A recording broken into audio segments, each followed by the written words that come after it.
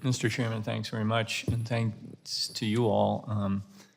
Obviously, based on the hearing today and some of the bills that we've been speaking of, we know that while nuclear energy is already a very significant force in our domestic energy production portfolio, there's opportunities to work in a bipartisan way to try to bring its constant, reliable, and carbon-free power to even more Americans. So it's a very exciting topic, actually, in the broad context of all the challenges we're facing on the energy front.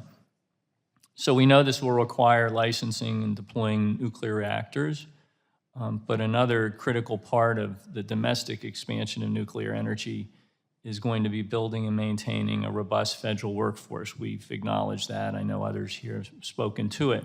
A workforce that we can count on every day to ensure safe and secure nuclear operations, as well as enable technological advancements. This is very important to the broad public, too. If the full promise of this resource is going to be realized, we know, looking historically, that the public needs to have confidence. That derives not just from the technology, but it derives from the experts that are administering and managing the technology. So I want to learn a little bit more about the current workforces, excuse me, at the NRC and the Department of Energy's Office of Nuclear Energy. Mr. Dorman, can you talk about the importance to the NRC of retaining current staff, people you have that are good and that we can rely on, while also obviously trying to recruit new staff, both at early and mid-career levels? Because I imagine being able to pull people in who've got experience over years is an important part of the resource picture that you want to build. And then give me the flip side. If we can't adequately staff the NRC, what are the consequences that you can foresee there? Thank you, Congressman. I think as was touched on earlier in the conversation, we have about a third of our workforce is currently eligible to retire. And so one of the blessings we have is that our workforce works well past their eligibility to retire, and that average number has actually been increasing in recent years. We have a very dedicated and committed workforce, but they're not going to be there forever. And so we are working hard to replenish the staff. We hired over 200 people last year, and we are on track to hire probably 250 to 300 people this year, which means that about 15 to 20% of our workforce will be less than 2 years. So we're very focused on staff development, training, and qualification, getting those people up to speed in the work that we do so that they can continue to pick up that load. You mentioned the distribution.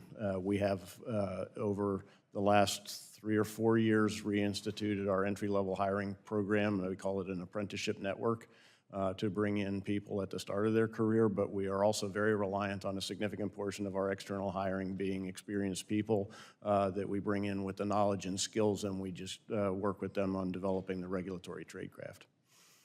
And Mr. Guff, could you talk about this in the context of the Department of Energy's Office of Nuclear Energy and the recruiting and retaining strategies you're using there?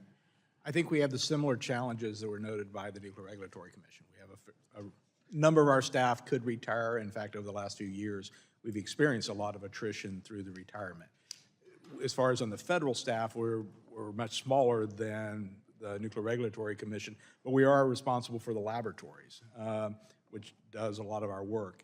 And we are seeing significant hiring increases in the laboratories, especially, I'll say, at Idaho National Lab, also Nuclear Energy's lab. We are, seeing 10, 20% increase in hiring.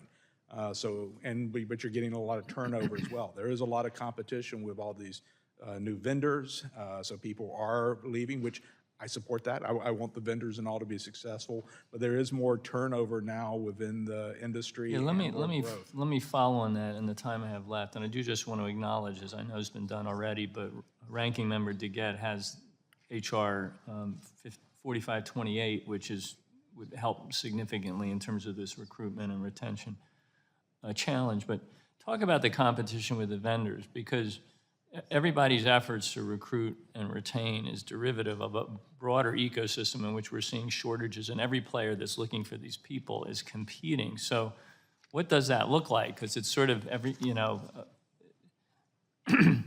poaching, stealing, borrowing, whatever you want to call it. Talk to that dynamic in 15 seconds if you can. Gentleman yields back.